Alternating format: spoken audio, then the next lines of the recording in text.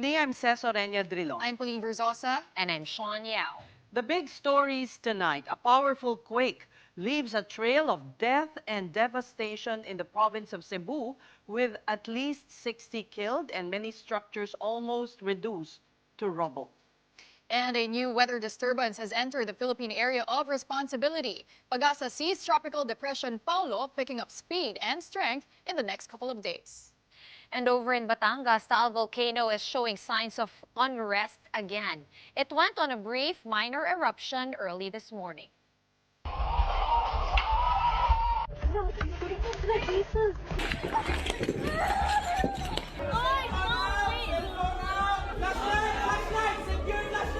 Lord, please send some help, Lord. Kalma, kalma, kalma, kalma, kalma.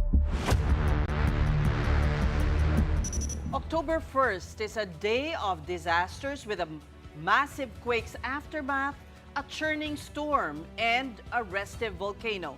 We begin in Cebu, which is now under a state of calamity. That's after a powerful earthquake struck there last night, killing at least 60 people. Most have been buried under landslides and rock slides. The sound of cries echoed in Bogo, Cebu Provincial Hospital as residents checked body bags in search for their missing family members. Elsewhere in the province, people woke up today to damaged structures, including churches and those that held historical significance. Masakit sa dibdib. Opo. Nakakaiyak ang mga pangyayari dito sa amin kasi first time namin naka-experience ng lindol na ganito, and we don't expect that this church will be devastated by the earthquake. Bumaba na kami kaagad. Natatakot kami. Kaya ayaw ko nang bumalik doon. Natatakot kami. Baka meron kadalawang aftershock. Nakatawag po kasi yung pag-ganik. Ramdam po talaga yung paggalaw po nung parang yung pader po na palapit sa'yo tapos lalayo bigla. Kung dumikit po yung pader. Kaya po naman po namin nagdasal po. The magnitude 6.9 earthquake struck Bogo, Cebu at 9:59 p.m. Tuesday, September 30th. Shaking with an intensity of 7 was felt in as far as the Bicol region. It was intensity 3 in Masbate, which President Bongbong Marcos visited today. The chief executive distributed aid to victims of Typhoon Opong. According to Communications Office Chief Dave Gomez, President Marcos will visit Cebu next. Ang DSW din nagpadala na rin ng tulong doon sa pamilya ng mga nasawi, yung burial benefits, no? Binigyan na rin nila ng tulong yung mga pamilya ng mga nasawi. Agarang pinag-utos ng Pangulo sa buong cabinet, especially yung mga frontline cabinet secretaries na pumunta sa Cebu or magpadala ng mga tao sa Cebu para mag-conduct ng assessment. Mabilisan din namang nagresponde yung mga cabinet secretaries natin at may mga kanya-kanya silang mga rekomendasyon. Unang-una doon, siyempre yung ating OCD at saka yung ating Bureau of Fire Protection nagpunta na doon para mag-conduct ng rescue and relief operations. Earlier, according to President Marcos, Defense Secretary Gibo Teodoro already went to Cebu as the head of the National Disaster Risk Reduction and Management Council. The President, on the other hand, headed back to Malacanang to administer the oath of office to newly promoted generals and flag officers of the Armed Forces of the Philippines. Here, the President highlighted the importance of our uniformed men, especially in times of disasters.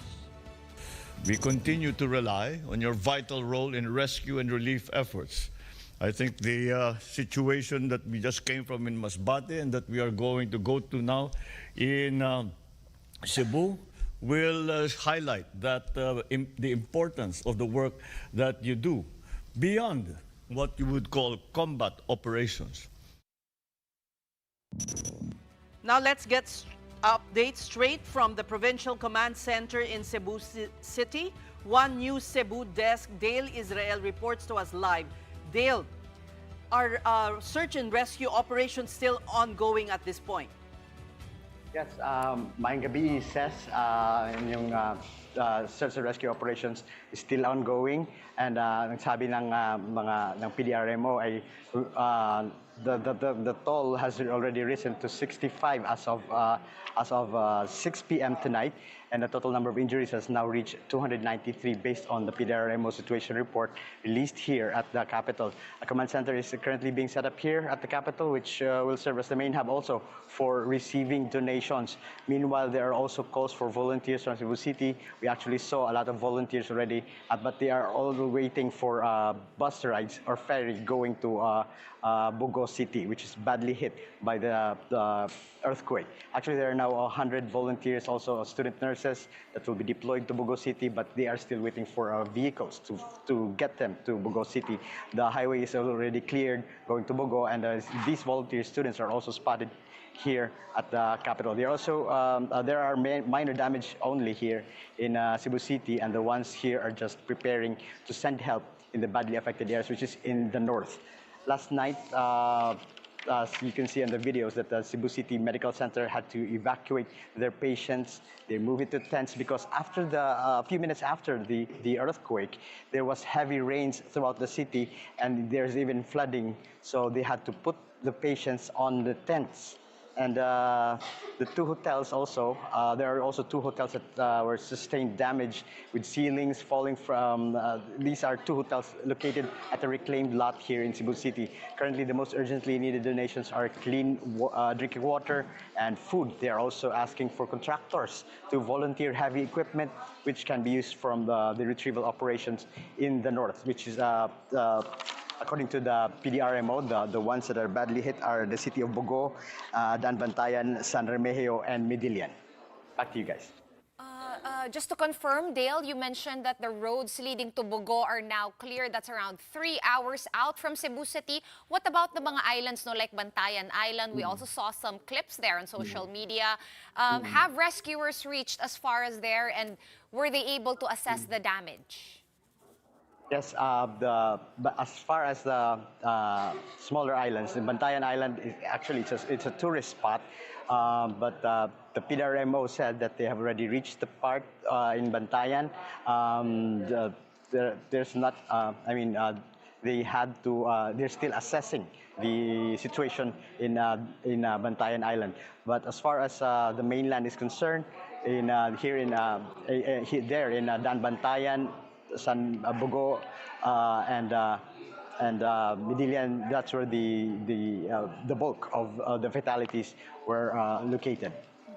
Well, Dale, you are a native of Cebu. Tell us about your experience last night, because according to PHIVOLCS, intensity 7 was also felt there.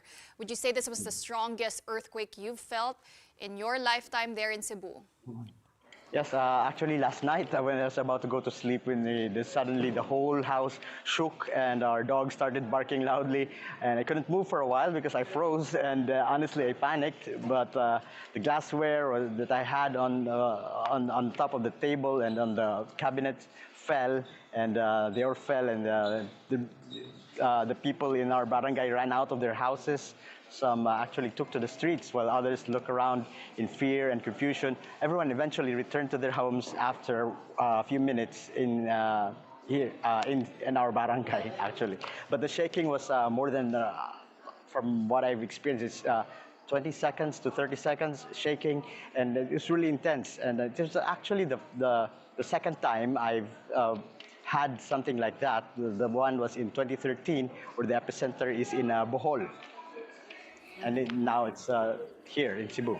How were the aftershocks? After the aftershocks was like after the big shaking, and after that, after 2 minutes, may aftershock na, and and then on and off, there's a 3-minute gap between the aftershock. There's another 3-minute to 4-minute gap, may aftershock na. That goes on until at dawn, and so I was able only to sleep around 3 a.m. after the aftershock mellowed down. How about today, Dale? Are they still continuing, Because these aftershocks? just to add, Dale, no, ang sabit, tama ba, ng PHIVOLCS is up to a month you could experience aftershocks there. Tama, tama. I was expecting it to continue, I mean, the aftershocks to continue because from what I have experienced when the Bohol quake happened, the aftershocks came, was experienced about a month after the earthquake had. After we had the earthquake in Bohol. But now here in Cebu, I was expecting it to last even a week or 2 or 3 weeks after. Dale, since you're in the command center no, in the provincial capital, I just wanted to ask about the engineering audit. Usap-usapan natin, syempre, no, ang faulty substandard public works projects. When is the provincial government deploying, I don't know, engineers to check on, you know, public infra, buildings, etc.? Actually, the governor, our Cebu governor, is already there in Bogo, and from what I've learned last night, she brought with him engineers from the provincial government to assess the condition of the infrastructure, especially the government buildings and bridges here that were damaged from the quake. So these engineers are currently in Bogo City. They are also in other areas like Medellin and in San Remigio, where a complex actually collapsed while there was a basketball game ongoing at around 10 o'clock last night. Dale, where are most of the casualties coming from? And what was the cause of deaths? Were they in buildings, or was it because of landslide, rock slides? Most of the casualties are, the 30 of these casualties are in Bogo City, and there's also 12 fatalities in Medellin. There are 15 casualties in San Remigio, and about 1 in Sogod, and 5 casualties in Tabogon, and 1 in Bourbon. So the ones in San Remigio are mostly the ones watching the game of basketball at the collapsed sports complex in San Remigio. And Dale, just wanted to go back to your report about the hospitals. You did mention about 290 people are injured. Kamusta ang sitwasyon sa mga hospital? Full capacity na ba sila? And there were also images of patients being treated outside already. The hospitals, nailipat ba sila sa better equipped facilities? May nanganak pa. Outside. Tama. Outside. Yeah. Tama. These are patients that are still waiting for transport to bring them to Cebu City. The hospitals, the private hospitals here in Cebu City have already signified that they are willing to accept patients coming from Bogo City. But the problem now is transportation from Bogo City to Cebu City, which is about a 3-hour drive from Bogo going to Cebu. So they're waiting for volunteers. Dale, what's causing the difficulty? Are some roads impassable? Ano yung difficulty? The roads actually, as of this morning, were cleared so that relief items, relief goods already reached portions of Bogo. So some especially highways, they're already cleared from obstruction, from boulders that fell from the mountains. The problem is just the lack of ambulances to bring these patients to Cebu City. And the length of time it takes to travel. That's 3 hours. Right. So, Dale, any more appeals to the national government? What else is direly needed? Right now, the PDRMO said that they all need clean water and food for those who are in Bogo, and equipment that could. There's actually a housing project there in Bogo City, which where the houses collapsed. So they need this construction materials or heavy equipment that could get the people. They believe that there are still people below the rubble in the housing project in Bogo. All right. Daghang salamat, Dale Israel. Our thoughts and prayers are with you and with the people of Cebu.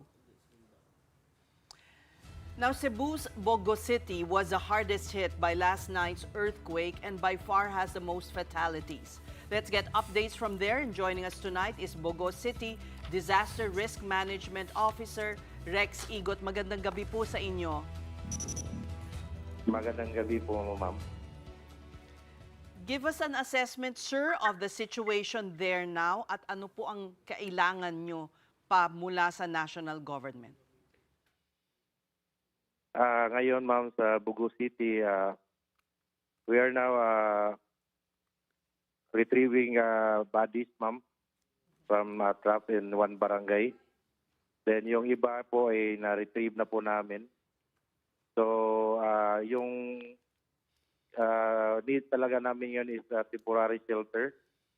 Yung mga tents, yung sleeping kits, potable water, drinking water. Kasi yung linya ng tubig namin ay natira yung mga pump station. So we only have one pump station available now or functioning. Then we are now distributing water also from selected barangay. So yan po yung initial namin ngayon, ma'am. Is there hope to find survivors still underneath the rubble, sir? Now, ma'am, wala na kaming, we're not looking for a survivor, but we are now retrieving dead bodies were trapped in one area named Barangay Gairat.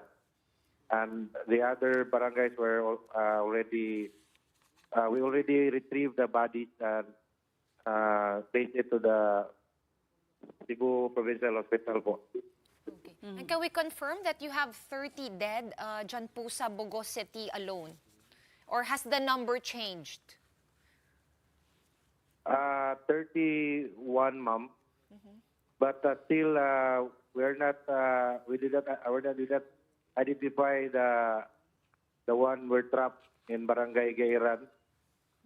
So even the neighborhood there, wala pa silang talagang exact detail kung ilan talaga yung na-trap sa isang pension house po. Saan So po possible yun? po mag-increase ng konti. Which barangay po, sir? Barangay Gairan po. Gayaran. Tama po ba? Gairan po. Yes po, ma'am. Sir, in other quakes before, marami pong survivors na kukuha even days after. Pero bakit po wala na pong pag-asa na makakuha ng mga buhay pa? Na-rescue na po kasi namin kanina ng umaga, ma'am. Early in the morning, actually mga alas 4 ng madaling araw, na-start na kami ng operation, yung search and rescue. So, na-recover namin yung mga buhay. Then, by morning, hindi namin makuha yung mga, yung no sign of life na po kasi we need heavy equipment from different agency din po. So, that's why, yung nangyari dito po. Opo, gumuho ba ang gusali o may nagkaroon ng landslide? Ano po ang nakatabon sa mga katauhan po, sa mga tao? We have one barangay, ma'am, named Barangay Binabag. Yun po yung pinakataas na bundok namin. Yung sa gilid ng bundok may mga nakatira doon.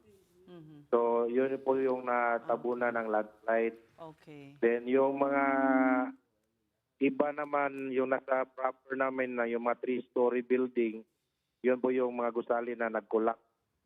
Saka yung sinabi kanina na yung SM Cares na sa Barangay Pulambato, 2-story row house building, nag-pancake collapse po. So, yun po yung mga area din. Yung mga facilities namin, actually, talaga, ma'am, na sira. Marami talaga sira sa amin. So, we need talaga ng tulong for rehabilitation po. Sir Rex, may nakita po kaming picture na nagkasustain ng damage rin po ang Bogo City Hall. Gaano po ba kalala yung sira na natamo nung building na yon? And we're asking this kasi mainit na usapin nga po ngayon yung mga substandard na infrastructure projects. So, would you know sino po ang contractor ng City Hall ng Bogo? Hindi ko maano, ma'am, kung sino talaga yung contractor ng City Hall kasi hindi ko pa naabutan yung nagawa na yung City Hall. Pero yung gusali naman, ma'am, nakatayo pa. Pero yung mga, yung mga beam, saka yung mga finishing patches niya, yun po yung nangatanggal. Pero hindi pa po kasi pinapasok na yung area for the safety lang po ng lahat. So yung outside, lang po yung makikita kasi yung lobby namin o yung facade, wala talagang yung beam niya kasi malapad. So sir, as of this moment, alin pong mga lugar sa Bogo ang maituturi pa ring unsafe at lalo na't may mga aftershocks pa rin na pwedeng asahan. So does that mean na hindi pa rin po rin makakauwi ang mga tao sa kanilang mga kabahayan? Actually, the whole Bogo po, ma'am, kasi nandito kasi yung epicenter, talagang malakas po yung lindol dito yung kagabi. So, yung advice namin sa lahat ng barangay, doon lang po sila sa open area. So, wala talagang papasok muna sa bahay. Kasi yung aftershock dito, malakas din kasi po, ma'am. Until now, may mga aftershock lang. Pero hindi kagaya ng kaninang hapon na mga malalakas na aftershock. Ngayon, rare na lang po siya.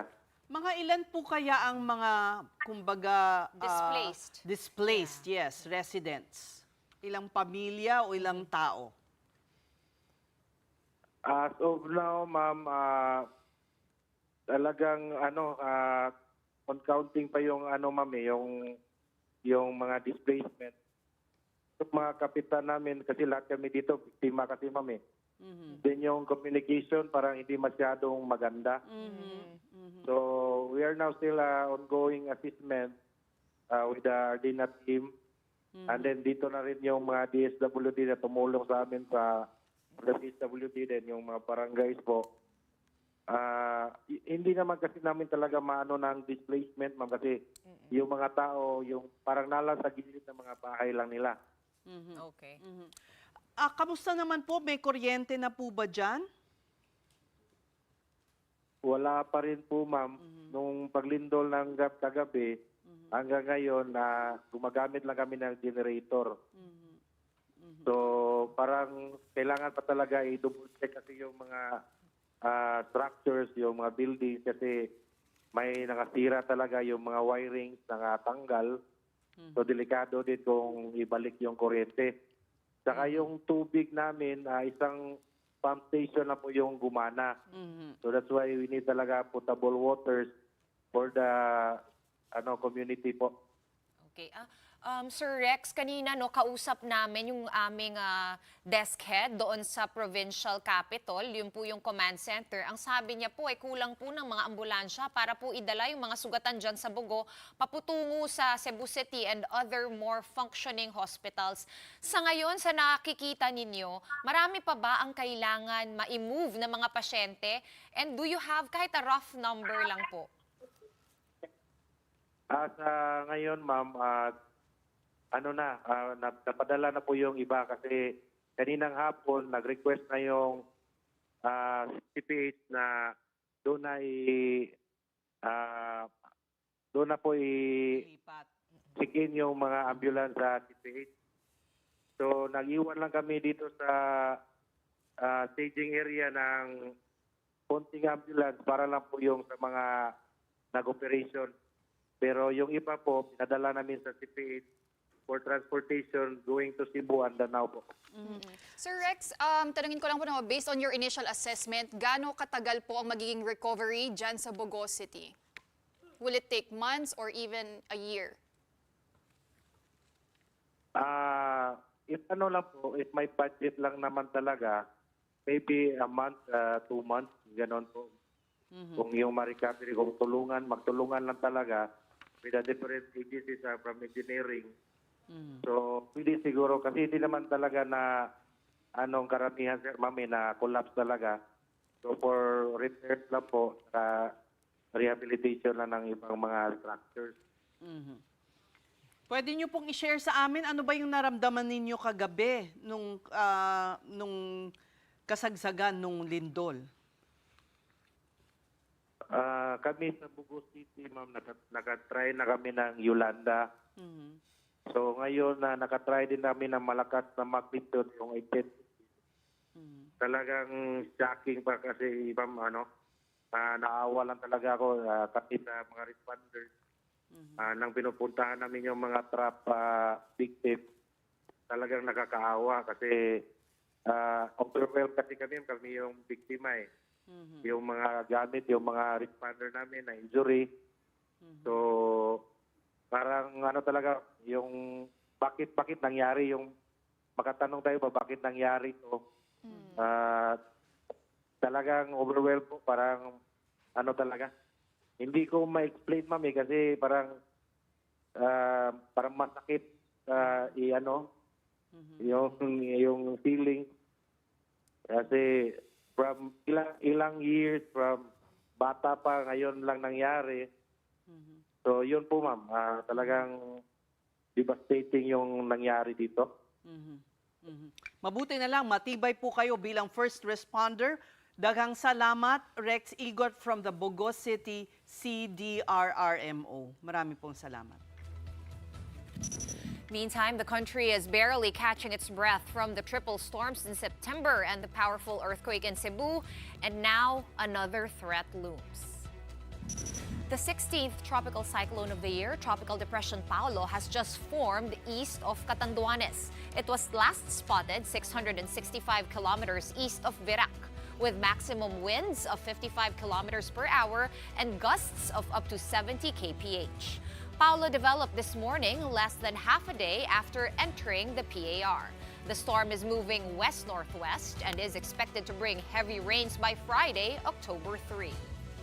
Pag-asa forecasts landfall in Isabela or northern Aurora on Friday, though that track could still shift south.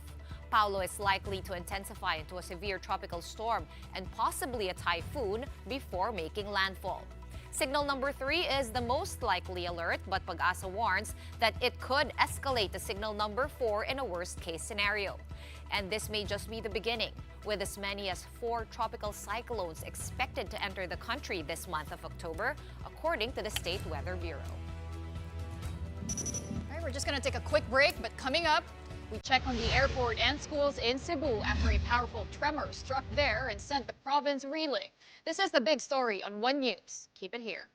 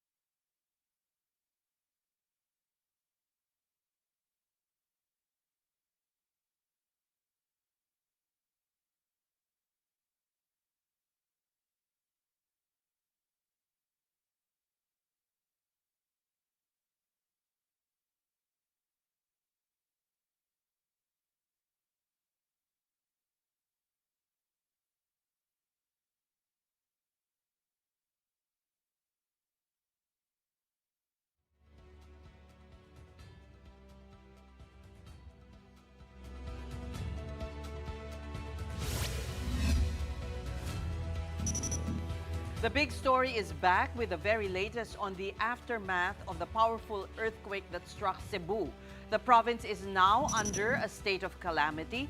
This declaration will allow Cebu to mobilize resources, provide immediate assistance, and begin rehabilitation efforts. Several municipalities, including San Remigio and Bogo City, have also been placed under state of calamity as response operations continue. As quake assessment is being done, the Visayas grid is under yellow alert until 12 midnight. The alert was activated since 1 this afternoon after 27 power plants shut down. Before the quake, 16 other power plants were unavailable. A yellow alert means that power supply is enough for demand, but the reserve is too low to cover possible emergencies or sudden outages in the grid. Meantime, the Civil Aviation Authority of the Philippines, or CAAP, reported that airports in the Visayas remain safe and operational after the earthquake. Mactan Cebu International Airport did not sustain any damage, while the Bacolod Airport have also cleared flights to land safely. Tacloban, Calbayog, Ormoc, Maasin, and Hilongos airports were also inspected and found to have no structural damage. As for the Department of Education, it reported that more than 16,000 schools across regions 6, 7, and 8 have been affected by the 6.9 magnitude earthquake. Initial reports show at least 257 classrooms sustained damage, including 34 that were totally destroyed. Fortunately, the DepEd marked learners and personnel from the said schools as all safe. And the National Historical Commission of the Philippines, or NHCP, is sympathizing with communities in northern Cebu as the September 30 tremor damaged several heritage structures. The NHCP urged local partners to protect movable heritage, retrieve important fragments, and document damage for future restoration. The Commission also said that it is working with cultural agencies and stakeholders to plan appropriate steps after the disaster. Well, a few hours after the Cebu earthquake hit, the volcano briefly erupted. The first steam-driven eruption occurred just before 1 in the morning this October 1st and lasted for 5 minutes.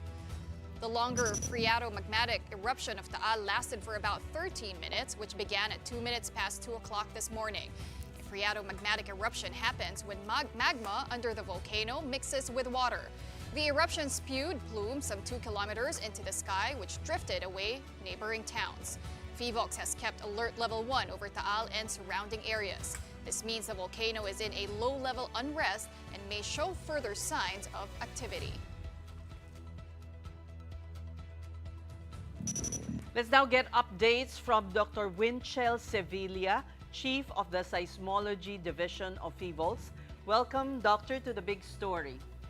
Let's go first to the quake in Cebu with the Bogo City as the epicenter. Can you describe, compared to other quakes that have struck the Philippines, how strong was this one? Good evening po sa inyong lahat. Good evening, Ms. Ces, Ms. Sean, and Ms. Pauline. Compared po sa mga earthquakes sa mga nangyari before sa Philippines, relatively po strong ito. And in fact, sa epicentral area, alam naman po natin na malami po, malawakan yung naging damage doon. Based po sa mga nakala po nating mga informations, ang mga bayan po ng Daan Bantayan, Medellin, San Remigio, Tabuelan, kasama na rin po yung City of Bogo, sila po yung naka-experience po yung pinakamalakas na ground shaking. Ito po ay nasa intensity 7. Pagka po sinabi nating intensity 7, ito po ay, ang description natin po ay destructive. Usually po ay nagkakos po ito ng panic. Yung mga heavy objects and furniture, pwede pong mag-overturn or magtopple. Yung mga poorly built structures, most likely po, could likely suffer significant damage. Ongoing po ang ating pong monitoring and marami pa rin po tayong nare-record na mga aftershocks. In fact, as of 3 p.m. today, we had recorded 990 earthquakes. This afternoon din po, nagpadala na po tayo ng quick response team para po mapag-aralang mabuti yung pong fault na nag-cause po ng earthquake. So hanggang kailan po mararamdaman itong aftershocks? Base po sa mga previous experience po natin and also yung mga naobserbahan po natin sa mga destructive earthquakes sa Philippines, we are expecting po these aftershocks to last for several days or pwede pa pong several weeks or months. Pero habang papatagal po, papalayo po sa sa or papalayo tayo sa pag-occur nito. In-expect naman po natin na papakonti rin. Okay. Gano'ng katindi yung pinakamatinding aftershock, doctor? So far po, mabuti na lang po doon sa 990 aftershocks na na-record natin so far. As of 3 p.m., 7 pa lang po dito yung naramdaman. So karamihan po dito ay hindi po ganun kalakas para po maramdaman ang ating pong mga kababayan. Okay, and the stronger earthquakes that were felt as of late, they all happened in the Visayas, no, Doctor? I know naglabas na ng primer ang DOST, pero baka pwede mo po i-share kung bakit parang nandun, no? The Bohol one, this one. Is it the fault lines? Ano po yung nagyayari? Is it the underwater volcanoes? Yung probinsya po ng Cebu at kanya pong mga neighboring provinces like Negros, Bohol, Leyte, ito po ay seismically active region.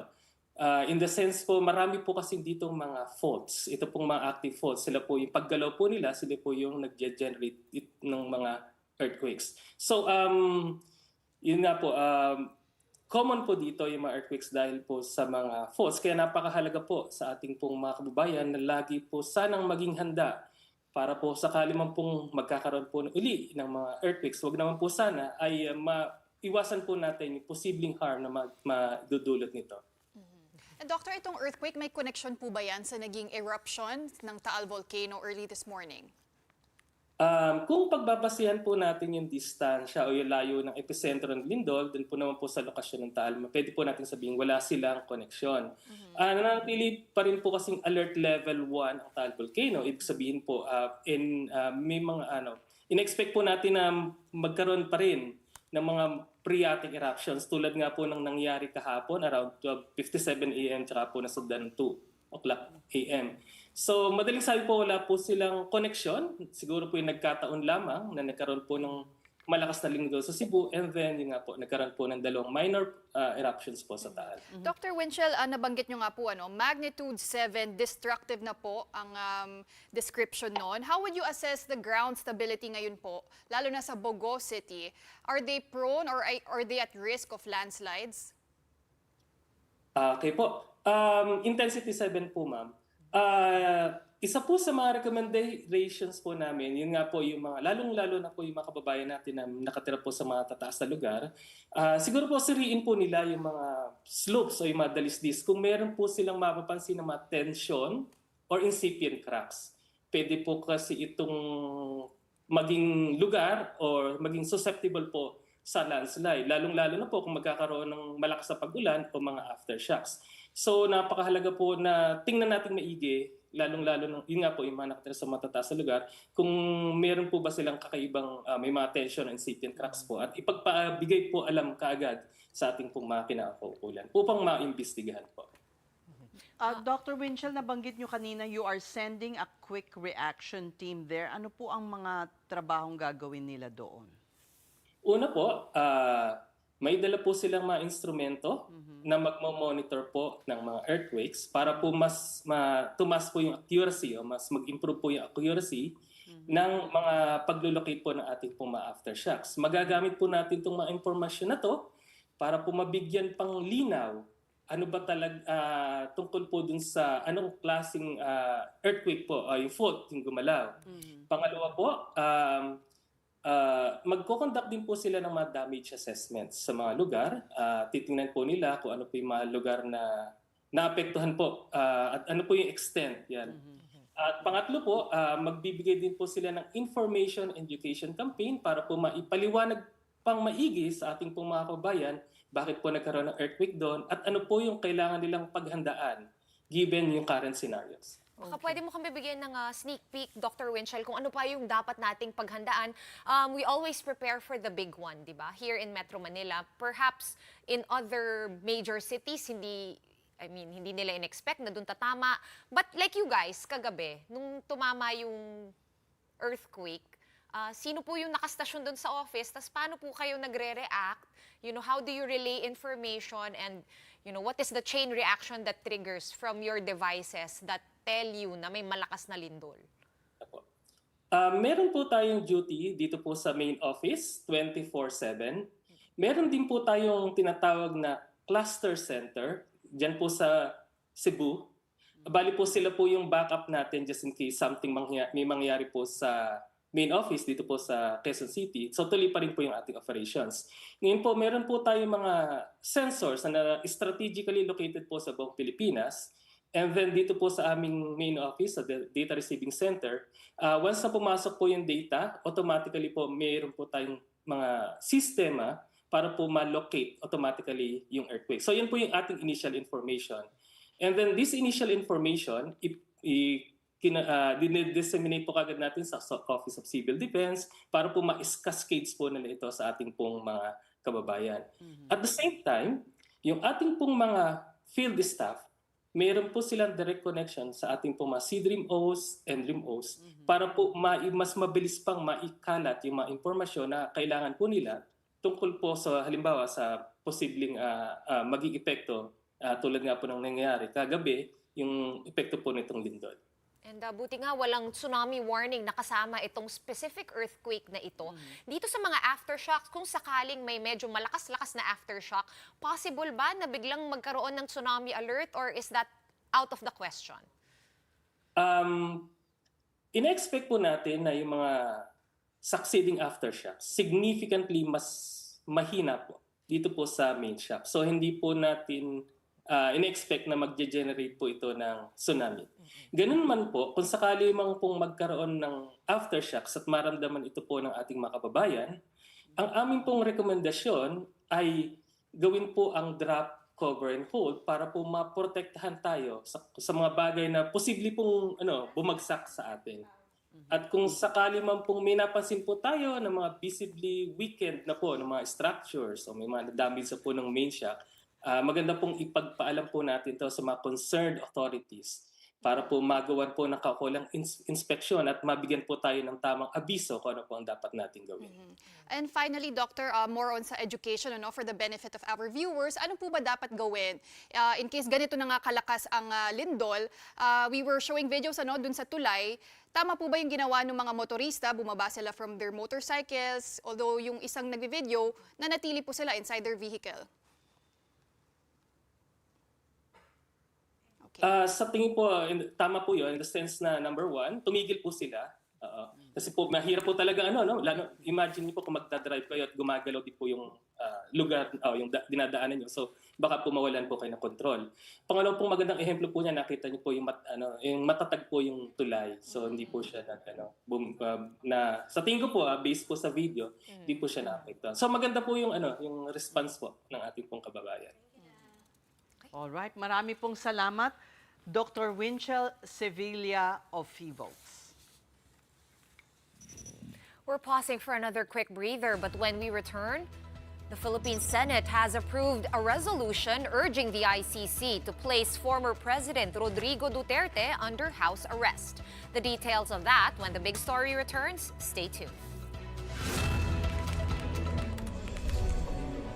Gawad Kalinga founder Tony Meloto's life work and legacy now in peril. He's accused of sex trafficking by two of his former male students. Saint? Sinner?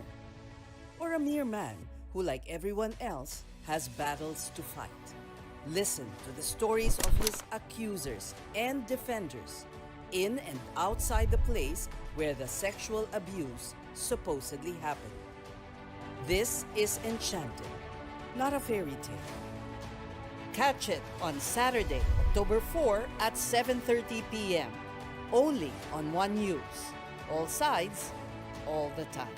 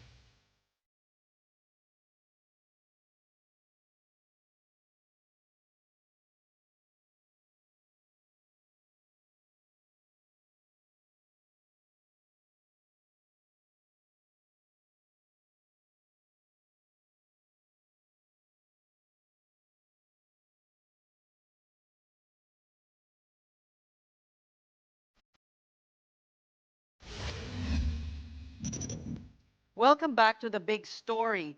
The Senate has approved a resolution urging the International Criminal Court to place former President Rodrigo Duterte under house arrest on what it calls humanitarian grounds. Senate Resolution number 144, signed by Majority Leader Mig Subiri and Minority Leader Alan Peter Cayetano, calls on the ICC to assign a physician to assess Duterte's health.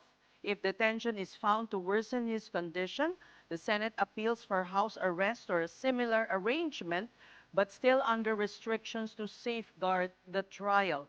The measure passed with 15 votes in favor, 3 against, and 2 abstentions, formally requesting the ICC to act while proceedings continue. But ICC Assistant to Counsel Attorney Cristina Conti says the resolution carries no weight in the proceedings. She notes the court will only consider legal and medical evidence when weighing Duterte's requests, whether to adjourn the trial over alleged cognitive issues or grant interim release due to age and health. Without direct knowledge of Duterte's condition, Conti warns the Senate's move risks being dismissed as political noise. That's as the upper chamber has no formal role in the proceedings, and it's unclear how the resolution would even reach the court.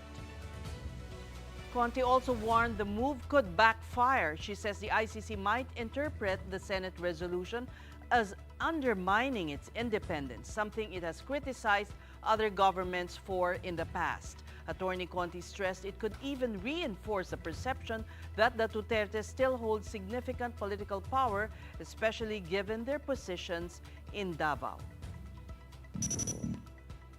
And in other news, President Bongbong Marcos's net satisfaction rating rose significantly based on the latest social weather station survey.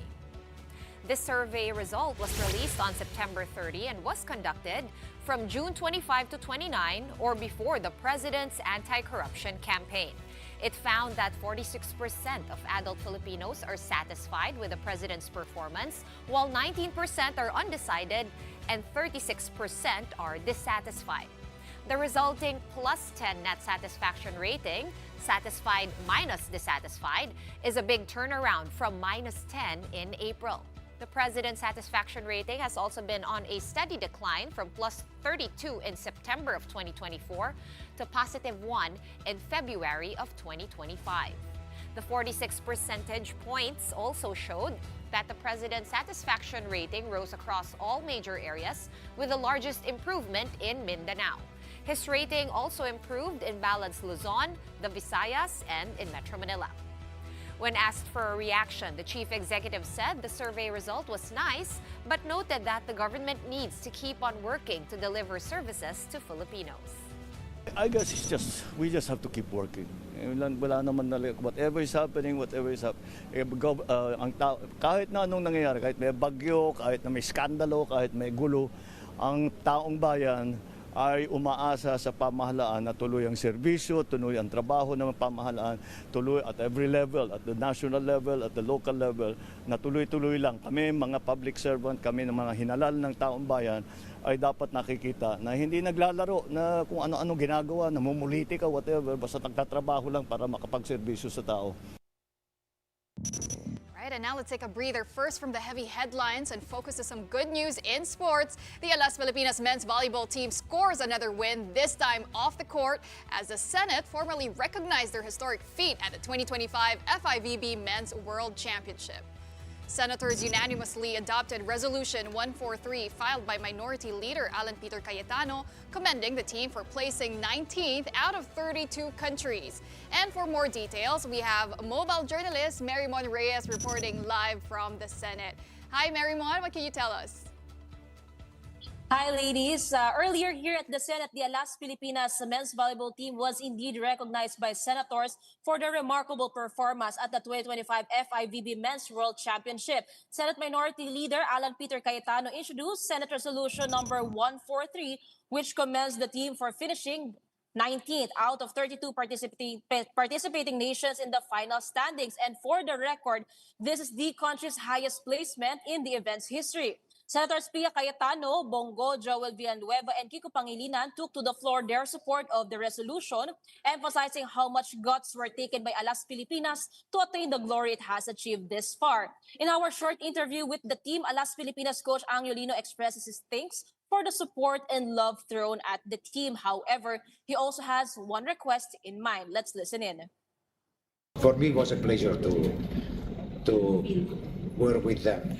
I was very strict with them, they can say you, but they make me very happy.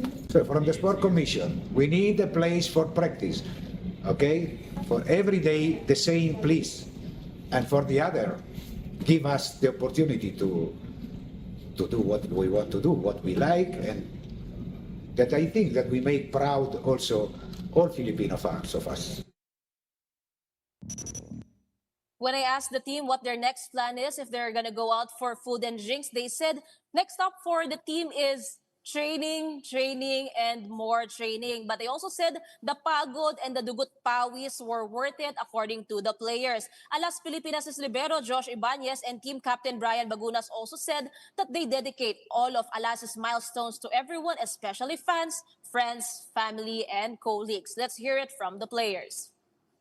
Of course, happy naman ako lagi sa lahat ng mga na-achieve ko. And then, ayun, napagdugtuma siya and na-represent ko din siya dito sa Alas Pilipinas. Masaya po kasi po, ayun po, tumataas po yung pagpapakilala ng men's volleyball dito sa Philippines. For the all Filipino volleyball fans, maraming salamat po sa walang sawang pagsuporta niyo po sa amin. And sana po, inaasahan po namin ang buong suporta niyo sa mga susunod pa po namin mga games. Salamat. Ladies, with this, I guess we could say that not just the sports fans, but the entire world should watch out for the Alas Pilipinas. Back to you, Liz. Tama yan, Mary Monono. A lot of Filipinos really rallied behind Alas Pilipinas men's this time around. But you did mention there's more training awaiting them. What are they preparing for exactly? What's next for our Alas Pilipinas men's?